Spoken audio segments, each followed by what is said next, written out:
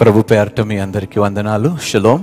ఎలాంటి పరిస్థితులనైనా మనం మార్చుకోవటానికి సమస్తము మన దగ్గరే పరిష్కారాలు ఉన్నాయండి. అతి కష్టమైనది ఏమిటి మనిషికి ఎవరైనా చెప్పగలుగుతారా? What is the most difficult thing that man finds to do in his life or to achieve in his life? సమాధానము కలిగి ఉండటం. I'm not happy, I'm not at peace. నాతోని నేను సమాధానం కలిగి ఉండలేకపోతున్నాను, పొరుగువానితో నేను this is the most difficult thing, to live with peace, with peace with in yourself and to live with peace with others. ఈ ప్రపంచంలోని అతి కష్టమైనది ఏదైనా ఉన్నదంటే సమాధానము కలిగి మనము జీవించటము, ఇతరులతో సమాధానము కలిగి మనము ఉండటమే ఈ ప్రపంచములో. How many of you actually have true peace? నాకు భయం లేదు, చింత లేదు, దిగులు లేదు, ఏ విషయములైనా నేను సమాధానము కలిగి దేవుని యందు నేను నిలబడగలుగుతున్నాను అన్నవారు ఎంతమంది ఉన్నారు ఇక్కడ? సమాధానం అనేది నీలో లేకపోతే ఈ లోకములో నువ్వు ఎంత వెతికినా కూడా సమాధానము కోసము నువ్వు ఎన్నడూ సమాధానము కలిగి జీవించలేవు. If you don't have peace with in yourself, you can never find peace anywhere in this world. So first you have to be peaceful with in yourself. You have to have peace with God and you have to have peace with in yourself. ఇది చాలా కష్టమైనది ఒక వ్యక్తికి. చాలా సులువైనది ఏమిటో ఎవరైనా చెప్పగలుగుతారా? అన్నిటికన్నా సులువైనది ఏమిటంటే దేవుణ్ణి నమ్మటం. అది డబ్బులతో కూడినది కాదు, ఖర్చుతో కూడినది కాదు. You just have to believe that he is God.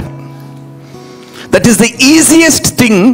The minute ఎప్పుడైతే నువ్వు దేవుణ్ణి నమ్ముతావో, దేవుణ్ణి నువ్వు అంగీకరిస్తావో, దేవుడు నీ జీవితాన్ని మార్చేస్తాను అంటున్నాడు. ఎంత సులువైన పని అండి. The easiest thing for any man to do is have faith and believe in God. కానీ దానినే మనం కష్టంగా మారుస్తున్నాం. 30వ అధ్యాయము 4వ వచనము నుండి ద్వితీయోపదేశ కాండము. మీలోనే దిగంతముల వరకు కొట్టబడినను అక్కడ నుండి నీ దేవుడైన యెహోవా మిమ్మును సమకూర్చి అక్కడ నుంచి రప్పించును. ఇప్పుడు ఒకటి ఏంటంటే దేవుడు చెప్తుంది, మీరు ఎక్కడికి వెళ్ళినా నేను మిమ్మల్ని విడవను, ఎడబాయను. మనము సహజంగా మనల్ని ఎవరైనా వెంబడిస్తే నీకు పనిపాటు లేదా అంటాం. మనం దేవునికి కూడా అదే అంటున్నాం.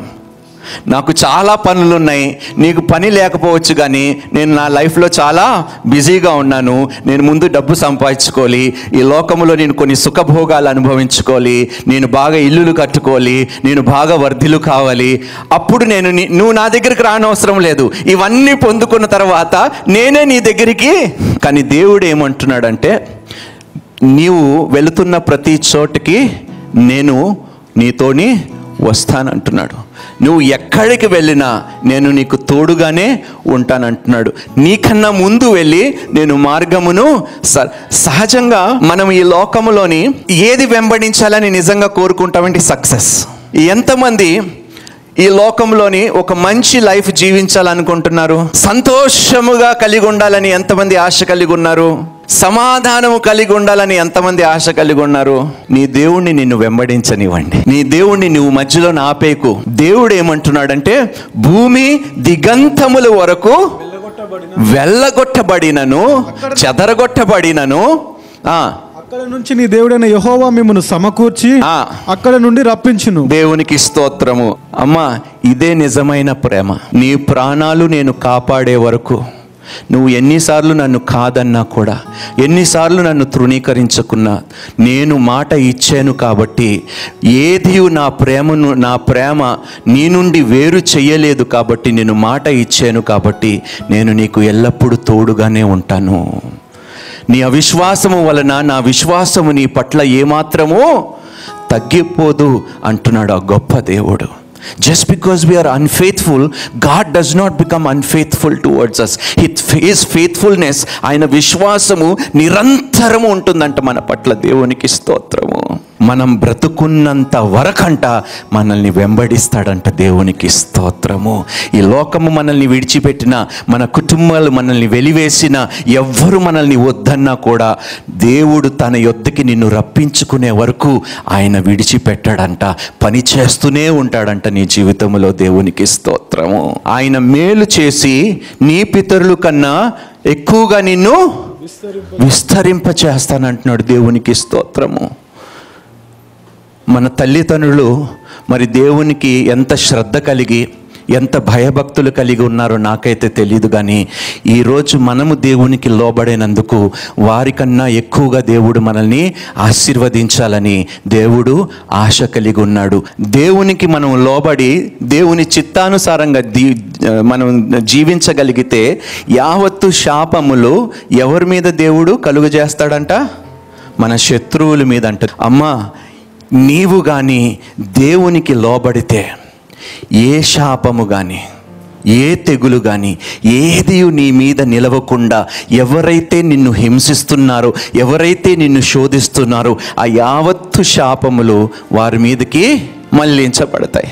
నువ్వు తిరుగుబాటు చేసావు, మెడ వంచక నువ్వు ప్రవర్తించినా, నువ్వు ఎన్ని తప్పులు చేసినా, కానీ ఒక్కసారి నువ్వు దేవుని తట్టు తిరిగి మళ్ళీ ఆయనకి ఇష్టానుసారమైన జీవితము నువ్వు జీవించగలిగితే ఆ యావత్తు శాపములు నీ మీద నుండి తీసి నీ శత్రువుల మీద మోపి దేవుడు నీ చేతి పనిలో అన్నిటిలో నిన్ను ఆశీర్వదిస్తానంటున్నాడండి.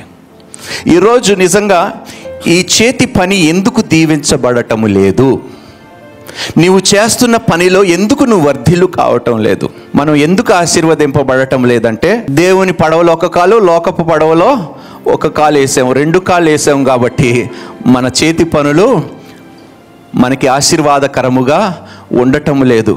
అందుకనే నీవు అమ్మ, ఇక్కడ ఉన్నవారు అందరూ తప్పు చేసిన వారే, నాతో పాటు, నాతో సహా అందరము తప్పు చేసిన వారమే. కానీ దేవుడు అంటున్నాడు, నీవు తిరిగి నా మాట విని నా ఆజ్ఞలు గాయకొని నువ్వు లోబడితే సమస్త పనుల్లోని నీ హస్తము చేపట్టిన ఏ పనిలోనైనా నేను నిన్ను ఆశీర్వదిస్తానంటున్నాడు.